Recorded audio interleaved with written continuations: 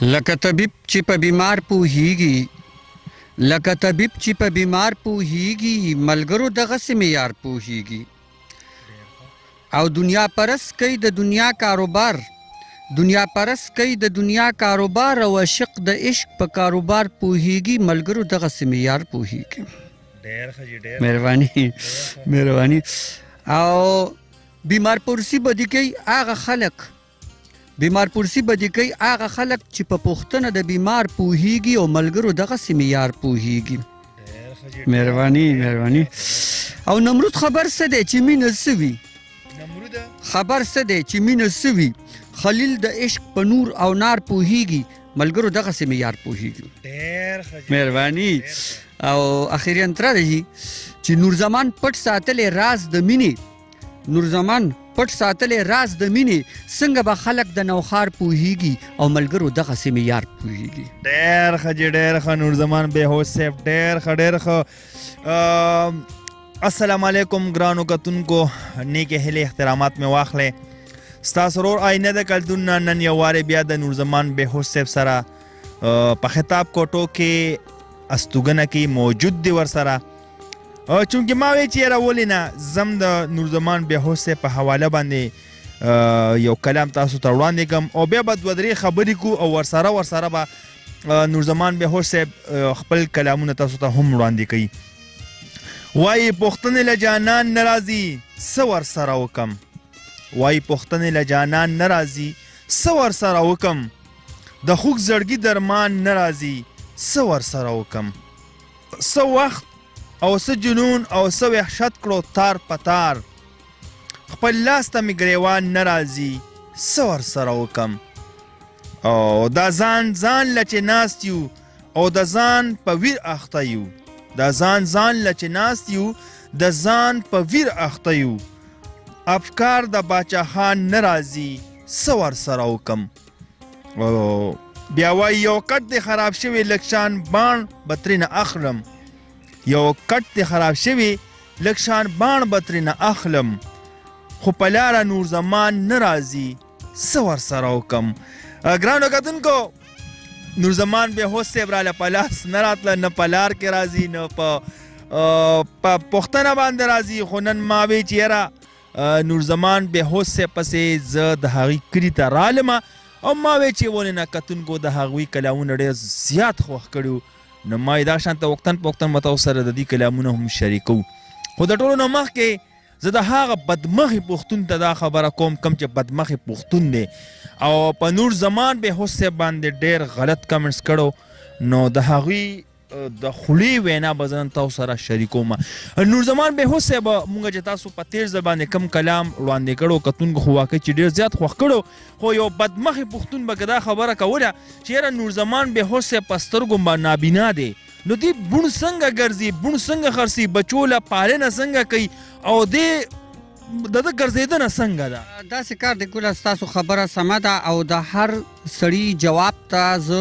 په خیره راغلی او ستړي مشي کوم خو خبره دا ده چې د دې دا خبره د کړې ده نو دی دې راشي که نه بای هینډ د زمونږ کلي ته راشي لاس په لاس دې راشي او ما سره دې خبرې نه کوي او زه ما چې بوڼ په لاس په اوږی وي او زه روان یم زما نه دې ویډیو وکړي پټ که نه ما له خو ښکاري نه په سترګو داسې دی وکړي. بل دا خبره ده چې کم سړی دا خبره کوي نو د الله تعالی په وحدانیت یقین نه دی دا خبرې داسې کوي رادي شي زمانه دی بالکل زه هر وخت حاضر یم ما سره خو بوڼ خامخا وي په غاړه باندې مې اچولي زمانه دی پټ په پټه ویډیو وکړي چې د دا خبره کوله. ګرانو کتونکو زه وایم یاره هغه خلک چې څوک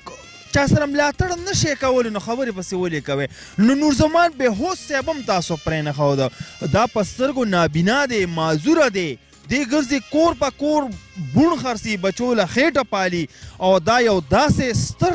شاعر دی یو ستر لیکوال دی چې د پښتو د ادب د ژبې دپاره یو ډېر ښه لیک یې کړی دی. کم سے کم د نور زمان بهوش صاحب سره 9.5 لیک پروت دی خو چونکې څوکي غریبي ده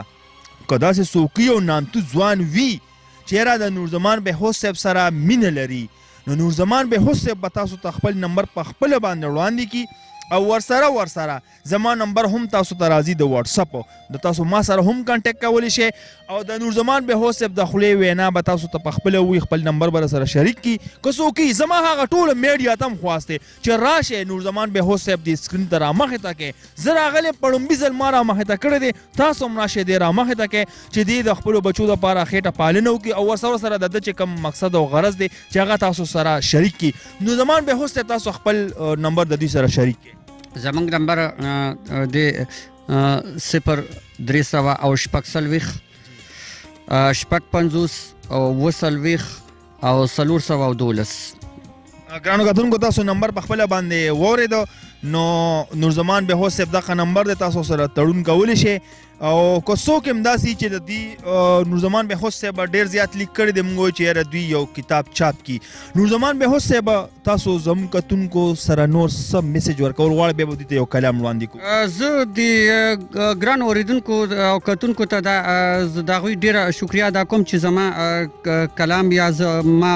کتنه یې ډېره په خوږه او ښکلې طریقه باندې وکړه خو زه دغې ملګري ته دا وایم چې لکه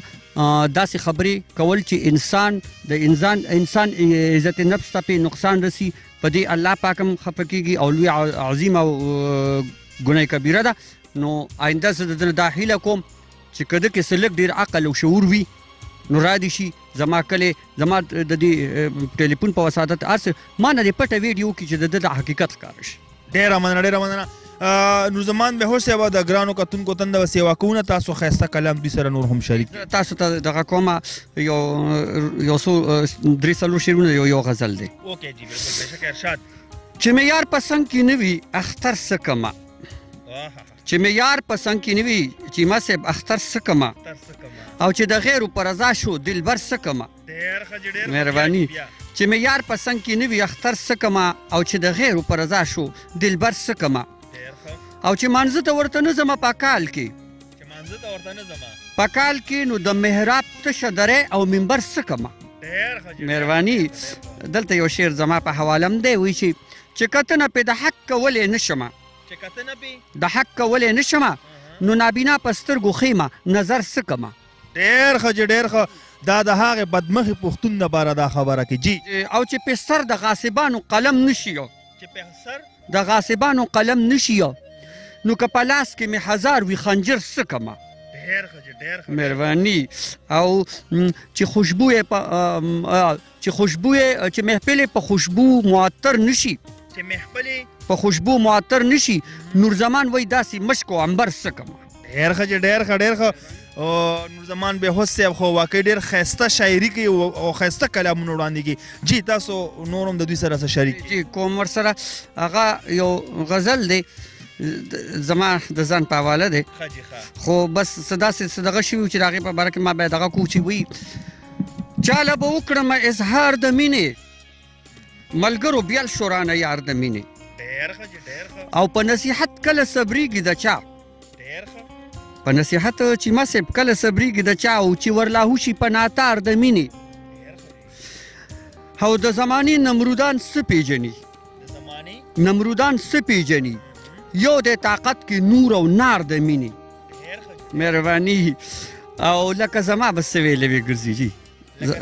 او جي او لکه زما غوندې لکه زما به څه ویلې وې ګرځي او څوک ستي مشه په انګار د مینې او خپل او پردي ته نه ځان خپل او پردي به ترېنه لرې ګرځي خپل او پردي به ترېنه لرې ګرځي ربه څوک مه کړې ګناهګار د مینې او چې ما صاحب د نور زمان څوک دي اوس چاته راشي څوک یې شوه پاتې په نوښار د مینې هاي نور زمان بهوز صاحب ډېر په زړه پورې کلام ډېر په زړه پورې ګرانو کتونکو یو کلام تاسو سره بل هم شریکو یاره په دې کانه کې ډېر ښایسته او ډېر خوند یې وکړو ډېره مزه یې وکړله نو تاسو یو کلام بل هم شریک نو وایي چې د تیرې شوې زندګۍ نیمګړی راز یمه نیمګړی راز یمه او چې څوک مې نه محسوسوي هغه آواز یمه لکه یم خو لکه څوک مې محسوسولی نشي او جي او د عشق کور کې یم پیدا داعی د عشق مې مور دا حواله ربیع ابراهیم خلیل الله ده د عشق کور کې یم پیدا داعی د عشق مې مور زه خبردار د عاشقۍ په نور او نار د عاشقۍ د نور او نار خبر په راز یمه د عاشقۍ د نور او نار خبر په راز یمه او د عشق کتاب مې دی په لاس تعلیم د عشق کوم د عشق کتاب مې دی په لاس تعلیم د عشق کوم او په ښوونځي د عاشقۍ ځکه استاز یمه مهرباني او د نفرتونو خاد او خال مې زړه کې نه تېرېږي د نفرتونو خاد او خال مې زړه کې نه تېرېږي چې څوک نفرت کوي د هغې نه بېنیاز یمه مهرباني جی مهرباني او د محبت په اذانونو پوخ ایمان د بېهوش د محبت په اذانونو پوخ ایمان د بېهوش او د محبت ښکلې نغمه او ښکلې ساز یم ډېر ښه جي ډېر ښه واقعي چې نورزمان بېهوش صاحب هغه لیکوال هغه د پښتو ادب سره تعلق لري کم چې زموږ په معاشره کې هغه کاسي وي هغې تاسو ته په سکرین او په لیک او په دې تتو خبرو باندې هغه تاسو سره شریکوي امید او هڅه لرم چې دا به تاسو خوښوئ او دا به تاسو زما دپاره نه دا به تاسو د نورزمان بېهوش صاحب دپاره د دوی د ملاتړ دپاره دا تاسو مخکې شیر کوئ زم که یې داسې څوک نامتو ځوان وي چې هغه ووایي چې یاره واقعي زموږ په قام زموږ په ملک هم داسې اساسې شته دي چې هغه د پښتو د ادب او د پښتو د ژبې سره مینه لري نو زه یم که هسې څوک وي او د خپلې حصې نه سیسه راوالي نو د دې سره یې شریکه کړي چې دی یو دیم دا امید لري دیم دا په زړه کې یو هڅه لري چې یاره ما دې یو کتاب چاپ کړلی بېهوش صاحب په کتاب چاپ باندې خرچه څونه راځي چې دا خو لکه مخکې ما پریس والا راته ویلو چې 40,000 روپۍ په راځي او 1000 کاپیانې به در کومه خو اوس پته نه لګي نو اوس حالات وخت په وخت بل شان کېږي ما له خو دغسې هغوی ویلي په پېښور کې د کیسه خانه کې راته یو ملګري ویلي وو نو لکه او ځکه چې ما خو د چاپ بیا هڅه په دې وجه ونه کړه چې ما خپل ځان ته او خپل جیب ته او خپل تار په تار کم چې وحشت او دهشت تار په تار کړی دی خپل ګریوان ته مې وکتو نو ما بس زه چپ پاتې شو ګرانو کتونکو واقعي نورزمان بېهوش صاحب په زړه باندې ډېر زخمي دی ډېر څه ویل غواړي خو د هغې دپاره ډېره موقع او ډېر ټایم پکار دی عمر راځو دغه شانتې وقتن په وقتن به له دوی نه دغه شانتې ښایسته ښایسته کلامونه ورسره لږې لږې خبرې د دوی د زړه د زخم چې کومې خبرې دي هغه به تاسو سره په دې شیشه باندې شریکوي نو زه بیا هم یو وارې تاسو ته وایم که داسې څوک وي او هغه د ده سره داسې مرسته کوي شي 50,000 روپۍ په هغې باندې خرچه راځي په کتاب چاپ باندې او نمبر تاسو سره دوی شریک کړی دی نو له دوی سره تاسو رابطه کول غوښتلی شئ زه ستاسو ورو ستاسو همدرد آینه د کلتور نه د نورزمان بېهوش صاحب سره ستاسو نه اجازت غواړو په لوی الله مې سپارلي د الله په امان